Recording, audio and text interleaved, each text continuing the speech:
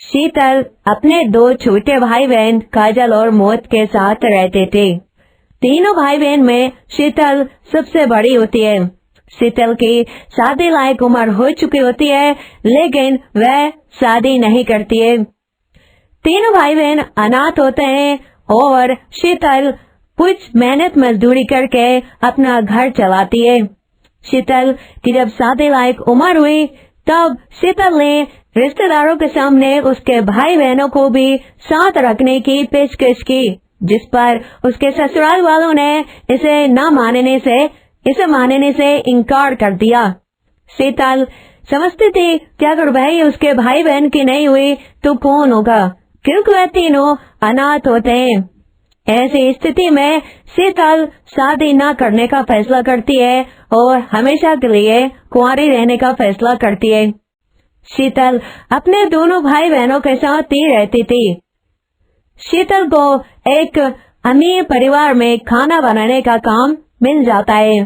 शीतल वहाँ पर खाना बनाती है। शीतल खाना बनाने में बहुत ही निपुण होती है और खाना बनाने और नौकरानी का काम करने से ही उसके घर का गुजारा हो रहा होता है। उसके छोटे भाई बहन अभी बहुत छोटे होते हैं, इसलिए वह कोई काम नहीं कर पा रहे होते हैं। इसलिए शीतल की जिम्मेदारी होती है कि उनका अच्छे से ख्याल रखे।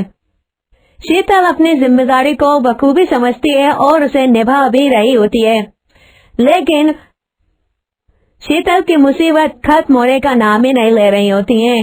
शीतल ने जहाँ पर नौकरानी का काम ढूंढा था, जहाँ पर वह खाना बनाने का काम किया करती थी, वहाँ एक दूसरी नौकरानी उनको सस्ते दाम पर मिल जाती है और वह शीतल को घर से बाहर निकाल देते हैं।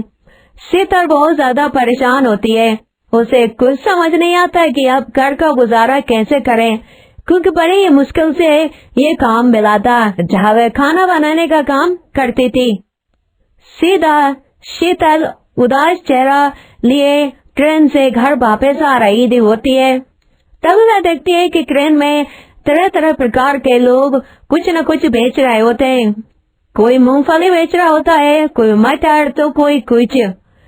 वहीं से शीतल के दिमाग में आता है कि वह भी क्यों न कुछ ट्रेन में खाने पीने की चीज बेचना चालू करे।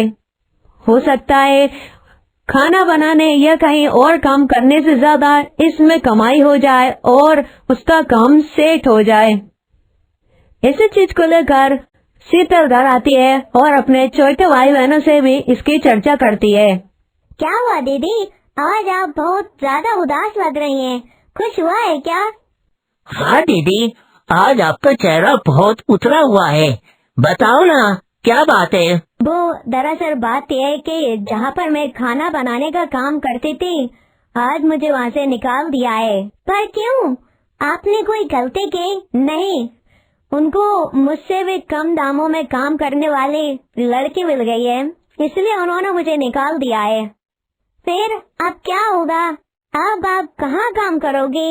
अब हमारे घर का खर्चा कैसे चलेगा? तुम चिंता मत करो, मेरे दिमाग में एक विचार है। वो क्या है दीदी? आज जब मैं ट्रेन से घर वापस आ रही थी तो मैंने नोटिस किया कि ट्रेन में बहुत सारे लोग कुछ न कुछ बेचकर अपना गुजारा कर रहे होते हैं। कोई मटर बेचकर, कोई मूंगफली बेचकर, तो कोई कुछ। तो मैंने सोचा क्यों ना मैं भी कुछ ट्रेन में बेचूं। तुमको क्या लगता है मैं क्या कर सकती हूँ? हाँ दीदी, आप खाने बनाने में बहुत ही ज्यादा निपुण हो। आप जो भी बनाती हो वह बहुत ही ज्यादा स्वादिष्ट होता है। मैं तो यही कहूँगी कि अगर आप कुछ ऐसा सोच रहे हो तो आप चना और चिप्स बेचना चालू करो, क्योंकि दीदी लोग सफर में इन चीजों को खाना बहुत पसंद करते हैं, जो चटपटे भी होते हैं और मजेदार भी होते हैं। और तो और दीदी, चटपटे आलू की चिप्स और चना आप बहुत ही ज्यादा लजीज और स्वादिष्ट बनाती हो। अच्छा, क्या सच में क्या ये काम करेगा? हाँ दीदी, आप बहुत ही ज्यादा चटपटी चिप्स और चना मसाला बनाती हो। हमने भी आपके हाथ का खाया है, बहुत ही लाजवाब होता है। आपको एक बार ट्राई जरूर करना चाहिए। ठीक है, मुझे भी कहीं न कहीं तुम्हारी बात सही लगती है, तो फिर हम तेरा मैं चना चिप्स ट्रेन में बेचकर देखती हूँ, अगर कमाई अच्छी हुई तो हम इसको परमानेंट कर लेंगे। शीतल खाना बनाती है और दोनों भाई बहनें के साथ मिलकर खाना खाती है और खाना खाने के बाद उनसे कहती है, अच्छा मोहित और काजल, तुम घर पर ही रुको, घर से कहीं बाहर मत जाना। मैं बाजार जा रही हूँ और चना चिप्स बेचने और बनाने का थोड़ा बहुत सामान खरीद कर ले आती हूँ, ताकि मैं कल से ये काम शुरू कर सकूँ। ठीक है दीदी, आप चिंता मत कीजिए, आप बेफिक्र होके जाइए। शीतल अपने दोनों भाई बहनों को घर छोड़कर बाजार जाती है और बाजार से चने, आलू और चटपटे मसाले और उनको बेचने के लिए सारा सामान अच्छे से लेकर पैक करवा लेती है। शीतल को लौटते लौटते रात हो जाती है। वह अपने दोनों भाई बहनों को सुलाकर रात में ही चना और चिप्स तैयार करती है ताकि वह अगली सुबह से ट्रेन में चना चिप्स बेच सके। सुबह होती है और अगले दिन से शीतल जो है चना और चिप्स ट्रेन में बेचने लगती है। चने चने ले लो चने, चटपटे चने, चिप्स ले लो चिप्स। अरे बहन जी, हमें भी थोड़े चने चिप्स देना।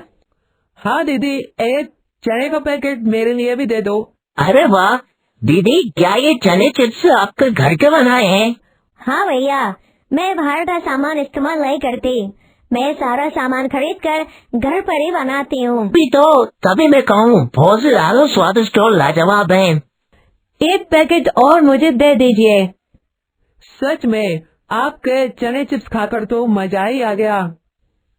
शीतल बहुत ज्यादा खुश होती है क्योंकि उसके द्वारा बनाए गए चना चिप्स ट्रेन में सभी को बहुत ज्यादा पसंद आ रहे होते हैं और उसके पहले दिन ही उसकी उम्मीद से अच्छी कमाई होती है और वह अपने भाई बहनों को बताती है। क्या हुआ दीदी, क्या आपका काम सही रहा?